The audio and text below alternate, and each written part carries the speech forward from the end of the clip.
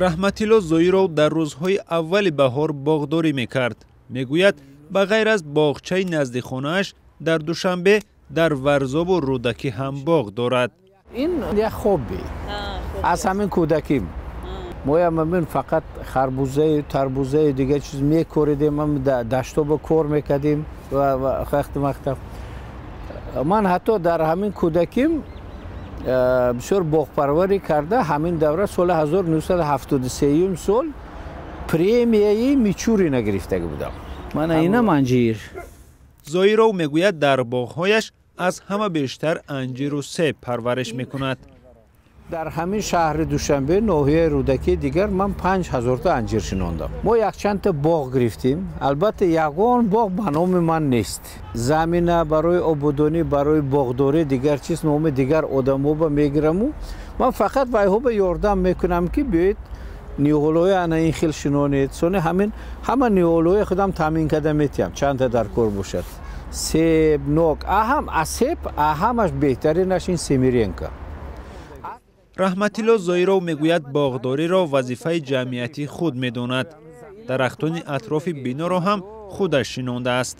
با سؤال اینکه حالا همچون یک سیاستمدار بیشتر کدام موضوعات در ذهنش می آیند گفت: یکمش دائما از روی کسب خیلی با مردم از جهت حقوقی و اجتماعی و یاردم کردن. دویمش این البته سیاست. این سیاست شناسی دیگر چیست؟ لیکن من کار اصلی که شب روز کار میکردم این علم است. نه تنها علم حقوق شناسی، گوناگون علم ها از جهت اقتصاد و جغرافیا و دیگه همه سواک کار میکنیم. و البته چهارم سمتش این کار با کادرها. فعالیت حزب سوسیال دموکرات بیش از 5 سال اخیر بعد از انتخابات پرزیدنتی در فضای سیاسی کمرنگ بود. رئیس این حزب میگوید حادثه های آن دوره شیوه کارش را تغییر داد و سفینه حزب همانا در اقیانوس سیاست در حال شنا کردن است، گاه روی آب و گاه زیر آب.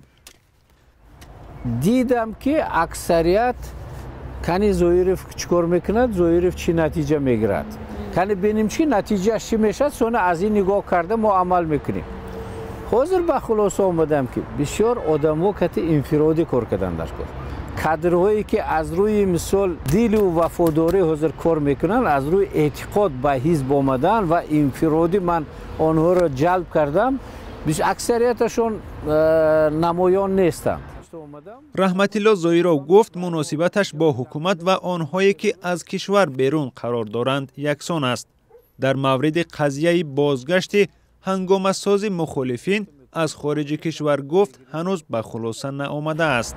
با یک خلاصه نآمدم، برای که ضدیتایی که اینجا به میان آمدن اگر وای آورده باشند برای چی وای تو حاضر در سیزون است، در کابینه داشته می شود، یا که نسبت وای برای چی آوازه دروازه نکردند. انا این مدتی رفتار حکومت و رفتار بیواسطه شرافی نگاهیف اینجا از جواب سوال ها زیادتر است. با گفته رئیس حزب سوسیال دموکرات این حزب سیاسی به انتخابات های آینده آمادگی می‌بیند. هرچند از شانس پیروزی سخن گفتن بر وقت باشد، ولی زویرو میگوید امیدوار است.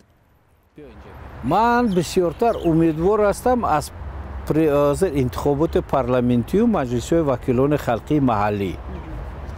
برای که حاضر درباره انتخابات پرزیدنتی گپ زدن بر محل میشد. لیکن اطمینان کامل دارم که همین انتخابات پرزیدنتی این سفر هیچ نباشد 2-3 نفر نامزد حقانی را با میان میآورد. حزب سوسیال دموکرات تاجیکستان یکی از 7 حزب سیاسی فعال است.